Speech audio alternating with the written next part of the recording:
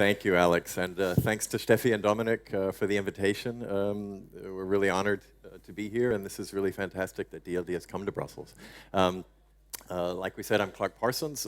Quick word about me, and I want to introduce these amazing women that are on the panel so we can jump into the discussion. I'm running a think tank that's based in Berlin that's working to help Germany and Europe get towards a more digital economy and society based on open and fair competition, and really trying to lift the boat of Europe and find more dynamism in the economy. I'm joined by, first to my left, Linda King, who is the Global Policy Manager for King.com, which is one of Europe's leading game companies. And Linda is a native Irish woman who, before that, spent a long time at Facebook in Europe and is a great expert just across the internet economy and gaming as well. Marietje Schaake, as you've heard, is a member of the European Parliament and as well is the founding member of the European Parliament Intergroup on the Digital Agenda for Europe. So one of the experts in Brussels for all things digital. She's also the vice president of the US delegation from the European Parliament, so has a lot to do with transatlantic issues on technology as well. And finally, to my left, the Californian among us, Denelle Dixon-Thayer, who spent a lot of time also in the UK working in private equity, and also spent years at Yahoo before that, but is now the Chief Legal and Business Officer of Mozilla, which most of you, I guess, know is the company that gave me Firefox on my browser. So, and hopefully most of you, Firefox.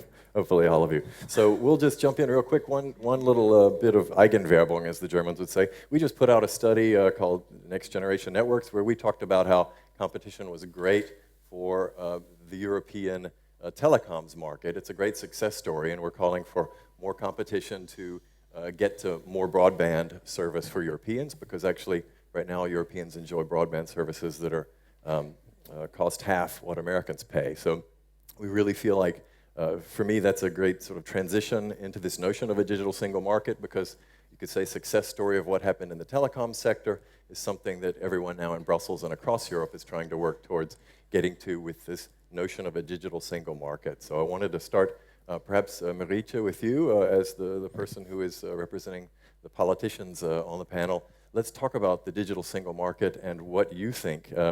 What is success going to look like to have a digital single market? It's a big phrase.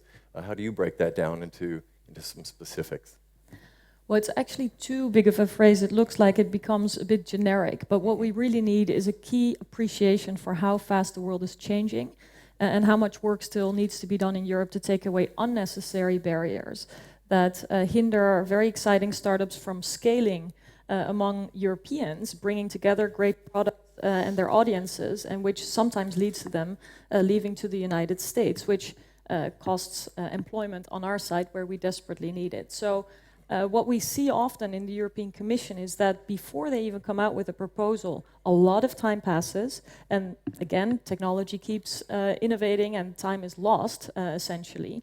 And the proposals that the Commission brings out are often already weighing against incumbent interests, different member states that are reluctant to move. And as a result, it becomes very much watered down instead of ambitious and exciting. And I think we need more sort of positive, ambitious excitement around what the opportunities are for Europe, instead of being bogged down by every proposal where first and foremost a lot of people come forward and say, no, this would be over-regulating, this would kill employment.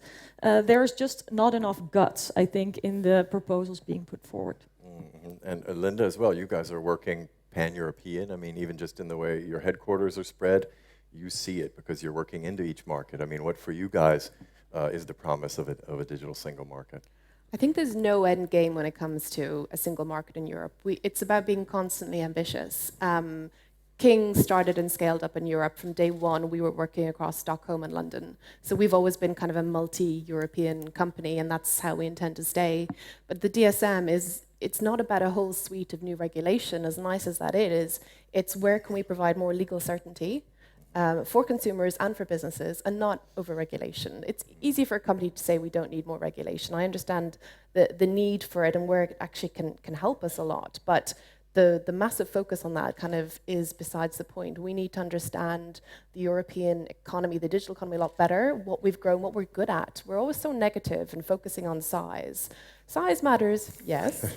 However, we, as Europe, we're an economy of SMEs. If forget digital, that's the backbone of Europe. Why can we not have that and be proud of that when it comes to the European digital economy? Look at app developers and mobile games. That is mostly a community of SMEs, and we're punching well above our weight internationally. One more point on the DSM, I would say, it's not just about companies and consumers trading and buying cross borders. It is about how the companies that have grown and scaled up in Europe, how they can compete internationally, and how we can continue to attract more foreign investment from foreign tech firms. That's still important to the economy. Yeah, and I mean, Linda, sorry, not Linda, Denelle, somebody who's living and working transatlantic now, I guess, in the viewpoint too. You know, when we talk about fairness over in Europe, it feels like it gets translated to protectionism sometimes in the ears of Americans. Do you hear a lot when you're in Silicon Valley of people saying, what are those Europeans doing with this digital single market? It sounds like they're just trying to sort of put up a wall so that they can, find a way to compete. Or what's the view over there to somebody who's straddling the... So I think that's more of the view here than it is over where we are, at least certainly where we sit. And I think that we look at it as a standpoint of consistency, creating that ability for everybody to understand and have the framework that they know how to work within. And then the idea of openness and creativity and really competition. And again, competition means different things to different people.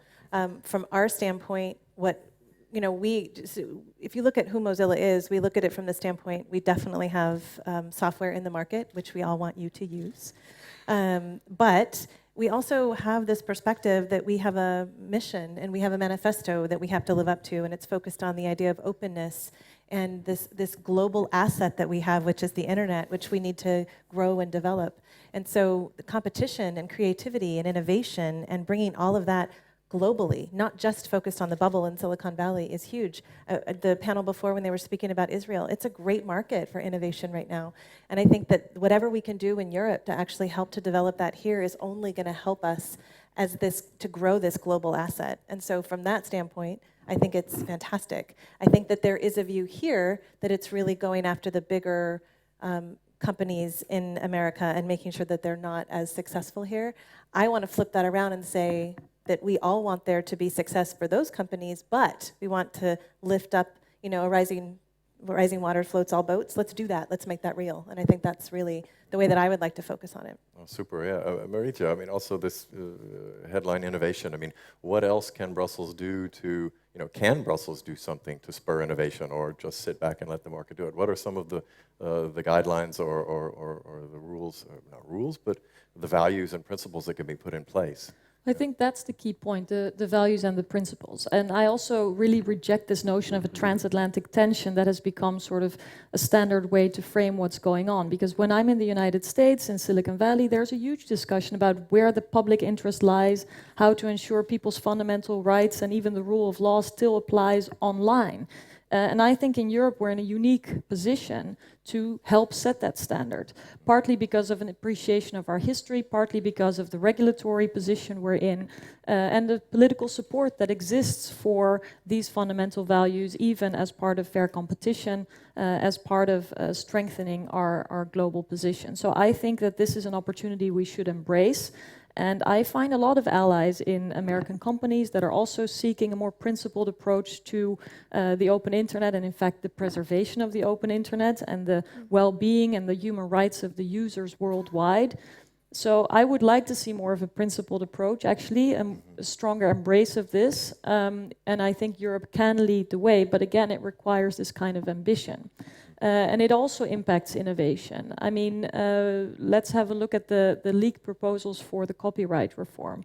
We've been asking for those for years, and it is desperately needed to have a more harmonized system in Europe that also considers the digital innovations and revolutions that have gone on since these laws were written.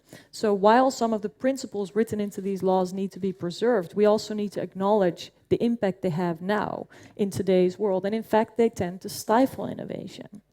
And while this reform of copyright in Europe is a huge opportunity, unfortunately, we see that this notion of more closed systems of limiting innovation are very much part of the drafts that have been seen by, I'm sure, many of you so far. So I certainly hope that this is not really what the European Commission wants to come forward with.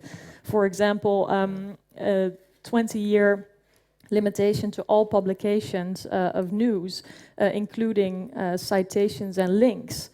I think the consequences of this kind of proposal, if really thought through, should be revised in light of what actually would benefit access to quality journalism and what impact it would have on the open internet and innovation in Europe. I mean, being in Berlin, it's everyone in Germany is actually quite astounded that this that this piece of the proposal is coming from the Commission, because for the last 3 years, for those of you who aren't familiar, Germany has had a law enacted, which in German they call Leistungsschutzrecht, which was intended to try and help protect the publishing community, the news publishing community, by getting giant search engines and others to pay for snippets.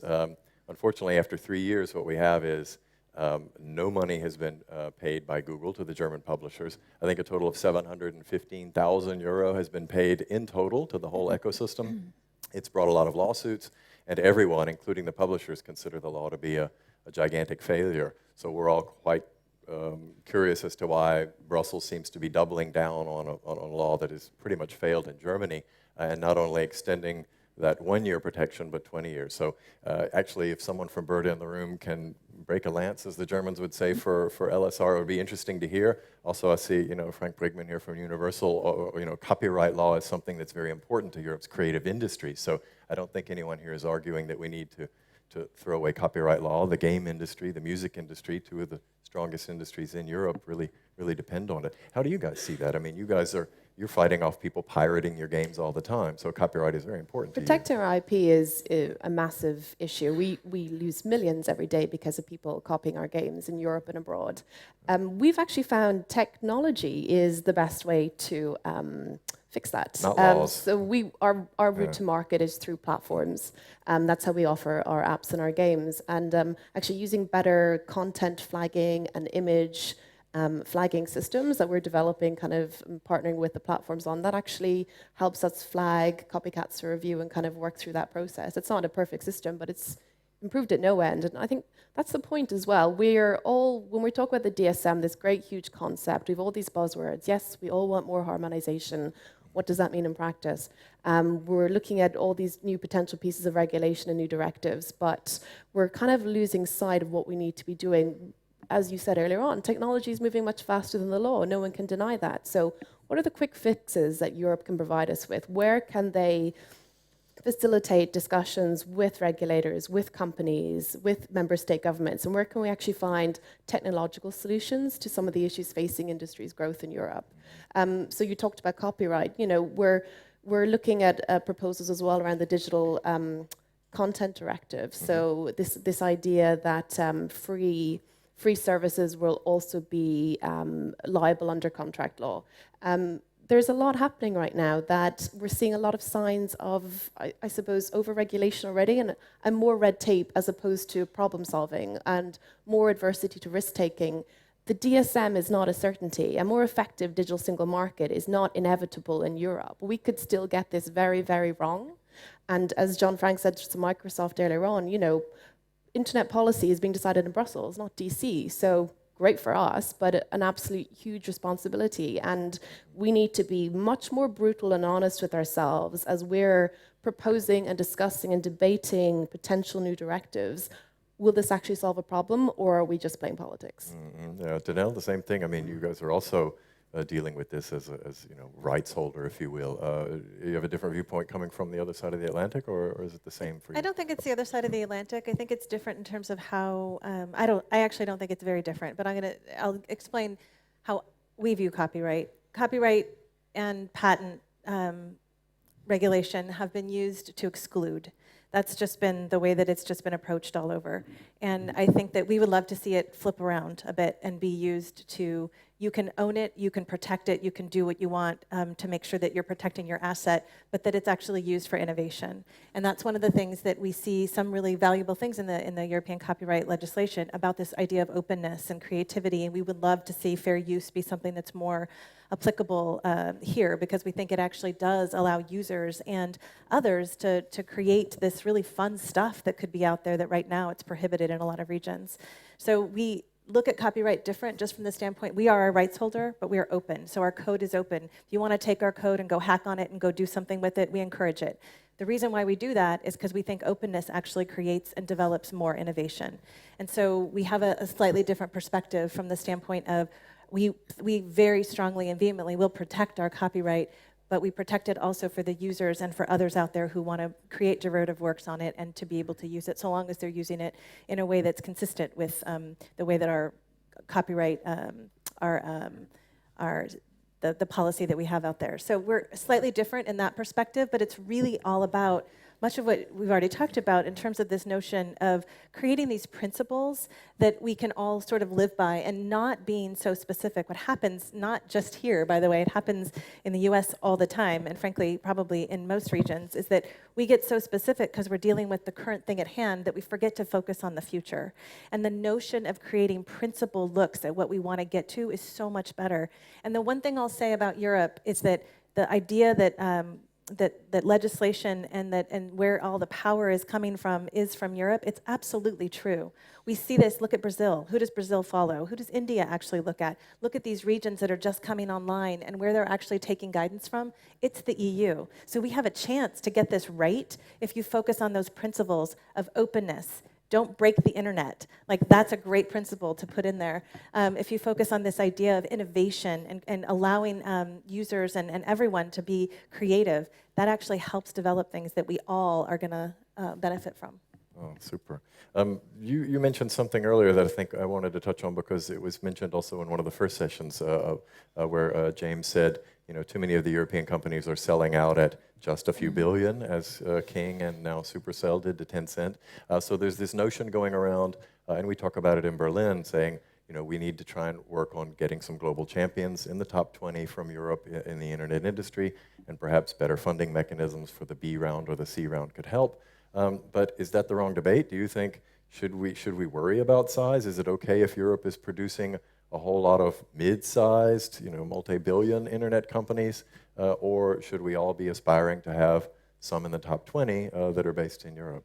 Such a focus on size. That's why I brought it up again. So King was recently purchased by Activision Blizzard, a US company, for $5.9 billion. Yeah. We are incredibly proud of the value that we have built. The deal was very much them acknowledging we're the experts in mobile games. They don't make mobile games. They do other types of games. We continue to be a European headquartered company based here in Europe with the majority of our employees here. We have, in our time, we've seen it all. We've bought companies in the US, in Asia. We've been a tiny little startup for years. We've had the overnight success. So like, we've seen lots of different cycles. And I would argue that being an internet company, you're just part of the cycle of things that happen. We're so distracted, I think, by trying to create the next Google, Apple, Facebook in Europe. We're losing sight of what we're good at. Economies are cyclical, so we'll have big companies in the future if we're sensible about it. But we're too focused on, what's coming from the US, what is here already from China, and we should maybe touch upon that later, but look at the app economy, right? If we compare the two, okay, the US has got bigger companies, right? The app economy employs, I think the Progressive Policy Institute said in January, it employs 1.57 billion people in the EU. In the US, it's 1.66 billion. There's not much of a big difference there. So employment, I would argue, is much more important than the size of the kind of companies we can buy or sell. So I think we're getting something right, and we need to focus on that a little bit more. So as we're looking at the legislative package as part of the DSM, how do we create more jobs? The EU predicted in 2014, so I'm going to throw some numbers at you, that I think 4.8 million people will be employed in the app industry by 2018. That is now looking quite overly ambitious if we're 1.57 billion now in 2016. So The potential is there, and they're the questions we should be focusing on, not about the size of our companies. Okay, well, I mean, that's the Irish perspective, because you have a lot of the biggest ones employing a whole lot of people in Ireland. Booking.com, sitting there in the Netherlands, you know, is now part of the Priceline Group, 6th biggest, I think, in the world. Does it matter that Booking.com is no longer just a homegrown company, but part of a global conglomerate in the internet? I mean, is this a false debate, or something that that matters to you?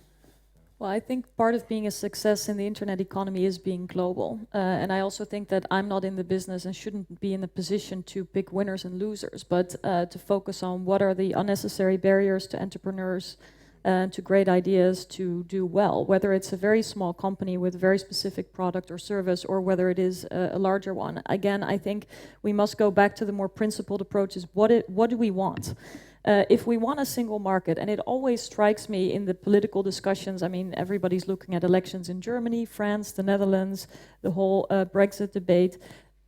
The strongest critics of the EU still believe that the single market is a huge success.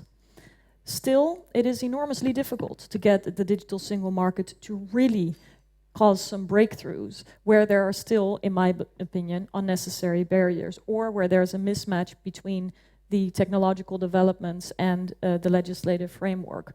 At the same time, we see that there is not a real decision being made by the member states. How do we want this single market to take its place on the global stage? I'm sure you're following all the emotional and heated debates about trade. Trade policy in the EU is nothing less than putting the single market on the global stage and leveraging its size, its economic weight, its political weight. And still, member states are seeking to withdraw, undermine this European trade policy by some of the comments that are being made. So I think with regard to the digital single market, let us look at what it is we want to accomplish. If we believe in the single market, we have no time to lose to make the digital single market a success for large, for small, for individuals, and for private entities. I'm not interested in saying who deserves to succeed. I'm interested in creating a climate where everyone can succeed.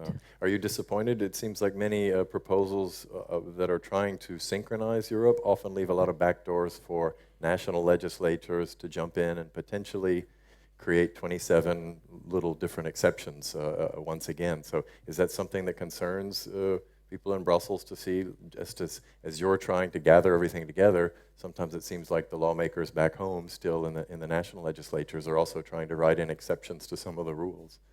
Well, any lack of ambition and sense of urgency disappoints. But I think it's again coming back to the choices that have to be made. Where do we consider ourselves, not only vis-a-vis our neighboring country, or in the relationship between the member states and Brussels, which is, you know, such a hot topic, but it tends to lead to navel gazing. Let's look at what's happening in Asia, where the next competition wave will come from. I mean, we have to think about how to sustain and preferably improve, but let's focus on sustain first, the quality of life of our people. And it will require a lot more efforts than it has so far. And we cannot afford to be lazy. And I'm a bit worried about the focus of the debates that so often tend to be absorbed by, you know, is Brussels failing, or is our neighboring country paying a bit more into the EU budget, instead of why it is we work together and why it is even more urgent tomorrow than it was yesterday. Super. One of the things that I think, working for a long time in economic development for many years, was a big subject. Everyone always wanted to be the Silicon Valley of something.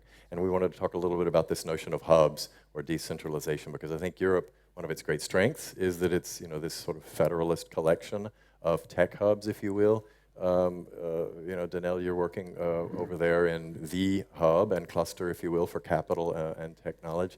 And it's quite a contrast between how Europe is growing its internet economy as a collection of, you know, tiny pieces loosely joined, versus, let's say, primarily the dominance of Silicon Valley. I'd be interested to hear all three of you, your perspective on this notion of, is this a strength for Europe, or are we going to some point consolidate into a few tech hubs? Does it need to happen? What do you think?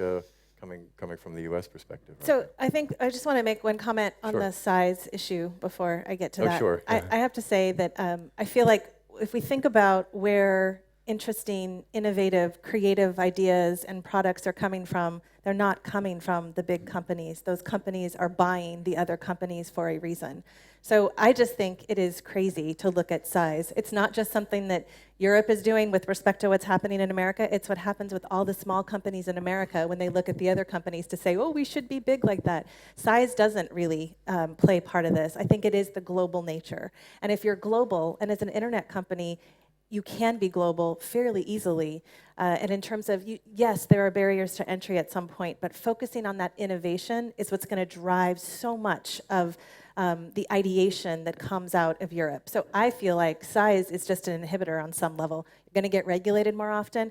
And let's just say the market corrects itself. Sometimes it corrects itself with a little help from the Commission or the DOJ in the US, but also a lot of times users correct for the market. I have children who don't even want to touch Facebook, and yet the folks that are coming up through that age aren't interested. So let's think what they're focused on. Snapchat, all these other that are getting bought up by these big guys, but they were creative and innovative independently. So the size issue, I think, is really important about how we look at it and stop having that notion that we need to be big, because we don't. From the standpoint of should we create or should it be hubs, I think that it's pretty special in Silicon Valley that we have the hub there, but I will say it's incredibly insular. And I feel like sometimes we sit and navel gaze about how great we are sometimes, or about all these wonderful things that we do there, and we lose sight of the fact that there is a whole world out there that we need to focus on. We try to do that ourselves at Mozilla in terms of looking at our community. Really helps us to remind us that our community in India, for example, which is very strong, reminds us that it can't always be about the valley. So I think that hubs can be great in terms of the funding resources and whatnot, but they can also stifle innovation. So that's the only thing I'll say, is that you feel like, oh, so-and-so down the street's doing this, I got to come up with something different, or I can't be there, when so-and-so down the street could be doing it, and you could have a little fix on it and make it even better. That's the notion of this openness and this creativity. So I think that there are good things about it in terms of the funding, and there could be challenging things about it. I like the idea. I would love a world where we have these hotspots like we're seeing in Israel, we're seeing in China, we see a little bit of touches of it in Brazil. I think having those hotspots all over is a really great thing for innovation generally. Marietje, same thing. I think this is the strength of Europe in your view, yes, or is it something that you think ultimately, the London, Berlin, Stockholm, Amsterdam are sort of going to naturally be drawing most of the capital and talent to themselves? Well, I also think that competition can be a good thing. So I know that these hubs are competing amongst themselves to be like the best place to settle for companies, or the most exciting city for their employees to live.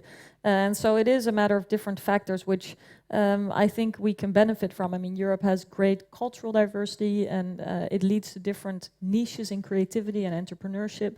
As long as the regulatory framework is enabling, I think we can see many different things happening. The one thing I would say we could focus on a bit more is where it makes sense to specialize.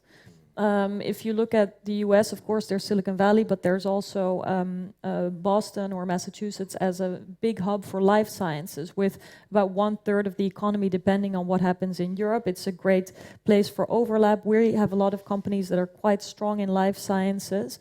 So perhaps one of the ways to think about how different hubs can flourish, but still we can think about our global competition and deepening our impact and success, is by looking at where it makes sense to specialize in different sectors.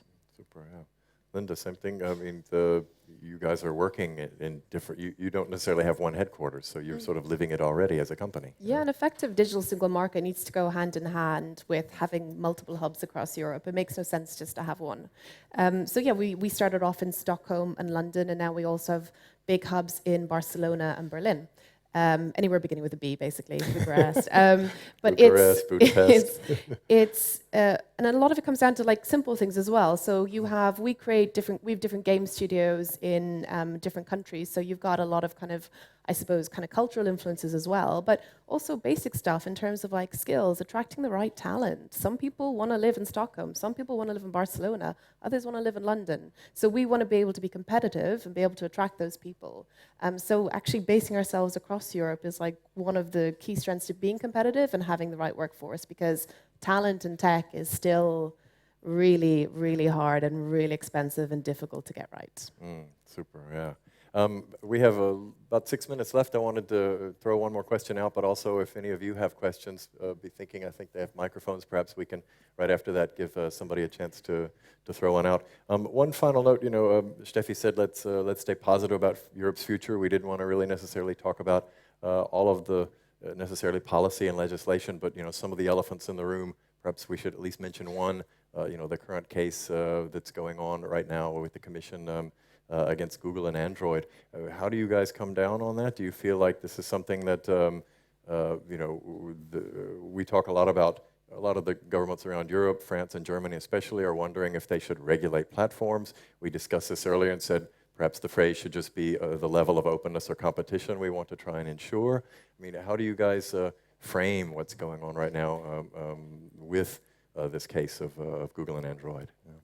So I don't necessarily want to focus on the Google part. I want to focus on the issue that I see, which is the challenges, the barriers to entry, and the notion of competition and creativity.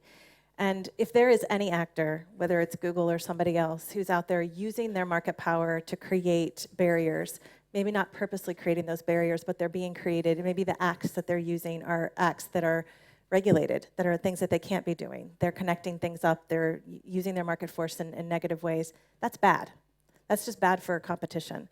I do have a strong belief that the market corrects itself, as I said. I do believe that users, who we can't forget here, and so much of what happens is that we forget that there's this massive growth of people out there, us included, that have a strong voice on this. And so we do need regulation to help us there, but we also have to remember the users and remember that they get to choose too. If there's innovation and things aren't cropping up the way they want to see it, they're going to walk away from using the services that they don't like, whether it be that they don't like that Google is collecting a bunch of data about them and maybe not giving them what they want from it, or that some other entity is doing that.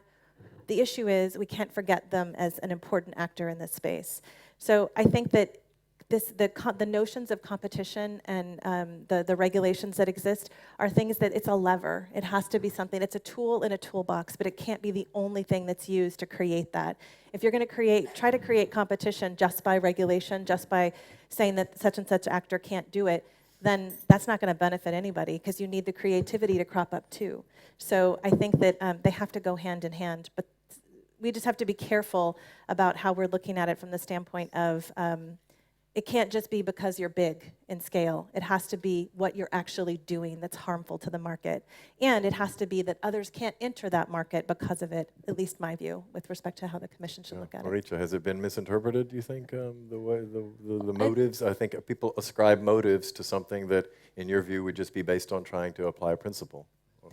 Well, and I also think that in my position as member of European Parliament, we should be careful not to over-politicize. I mean, there have been colleagues of mine who've been calling for intervention by the European Commission, and I think the success of the Commission in antitrust and competition cases is that they are you know, above suspicion, and that they intervene where it's necessary instead of you know, taking suggestions for political reasons. And I would like it to stay that way.